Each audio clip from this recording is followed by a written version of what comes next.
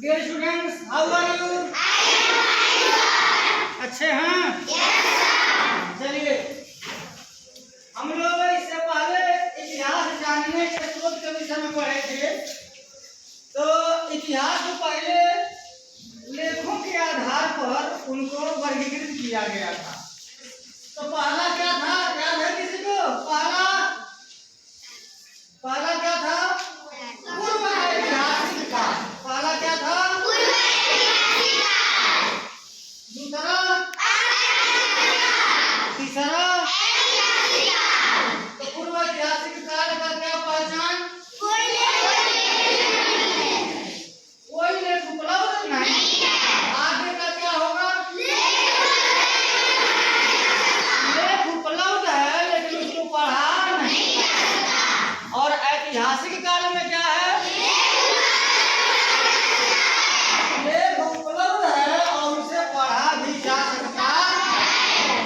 तो ध्यान दीजिएगा, उस समय पुराने जमाने में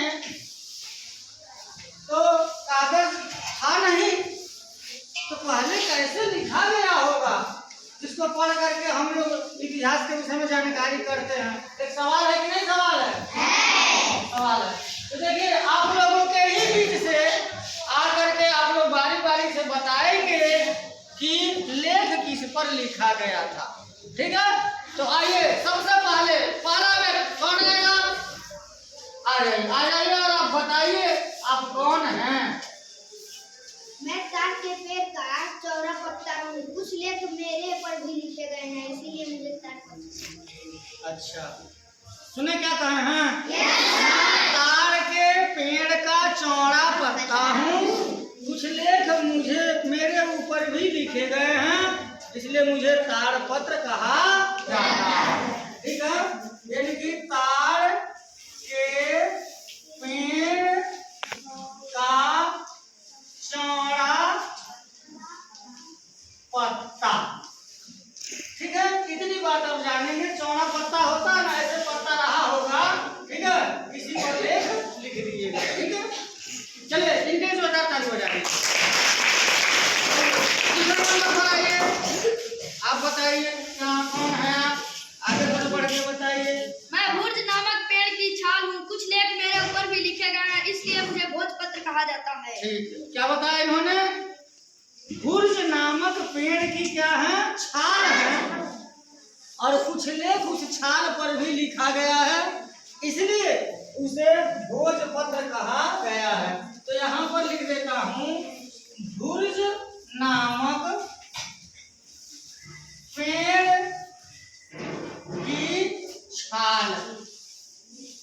छाल, छाल जानते हैं? छाल, बोकला, पेड़ का बोकला देखे हो? बोकला, इसी को छाल कहते हैं। ठीक है, अब समझ आएंगे ना? तो चौड़ा चौड़ा बोकला रहा होगा तो इसी पर लिख दिया गया है। ठीक, जोरदार ताली होनी चाहिए। आ जाइए। चलिए, अब देखिए ये कौन है भाई, कैसे हम जानेंगे?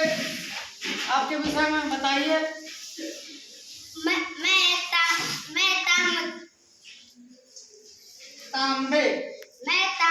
मैं तांबे का पतला चादर हूँ। हाँ। मेरे ऊपर भी कुछ लेख लिखे गए हैं, इसलिए लोग मुझे ताम्रपत्र कहलाते हैं। ठीक है, ताम्रपत्र के नाम से बुलाते हैं या मैं ताम्रपत्र कहलाती हूँ। ठीक है, चलिए, तांबा एक धातु है।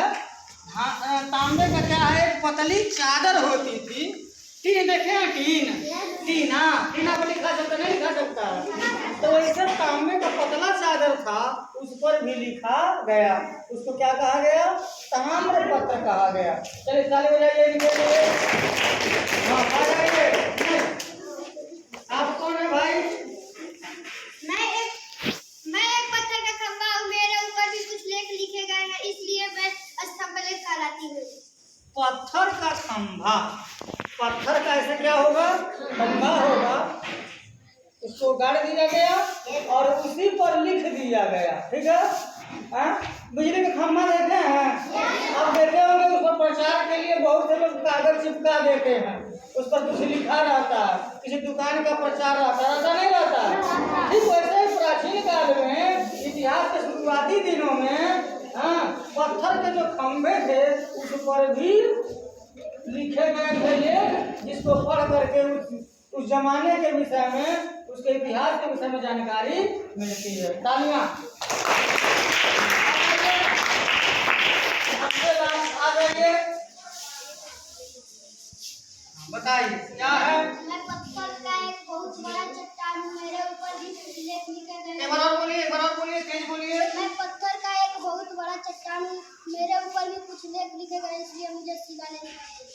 शिलालेख कहते हैं, यहाँ शिलालेख लिखा है। शिला मन होता पत्थर, तो पत्थर का बहुत बड़ा चट्टान। इन्होंने क्या बताया, मैं पत्थर का बहुत बड़ा चट्टान हूँ जिस पर कुछ लेख लिखे गए थे, उसको पढ़ करके हमको इतिहास की जानकारी मिलती है। ऐसे लेख को क्या कहते हैं, शिलालेख कहते हैं। ठीक है, तो जोरदार ताली बजा दीजिए। हाँ, मैं इसको पूरा करना चाहता हूँ। बोलते क्या है, तांबे का पतली क्या है, चादर है, वही ताम्रपत्र है। स्तंभ लेख क्या है, पत्थर का खंभा है, इस पर लिखा गया था। और शिलालेख पत्थर का चट्टान है, पत्थर का चट्टान है, उसी को क्या कहा गया, शिलालेख कहा गया।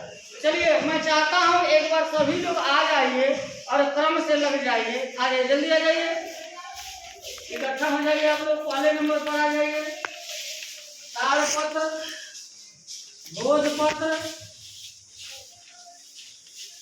ताम्रपत्र, स्तंभ लेख और शिलालेख। जानिए, तो ये वो लोग हैं जिनके लेख ऐतिहासिक काल में उपलब्ध हैं, जिनको हम पढ़ भी सकते हैं और इतिहास के बारे में जानकारी प्राप्त कर सकते हैं। इन लोगों के लिए आप लोग एक बार और जोरदार ताली बजाइए।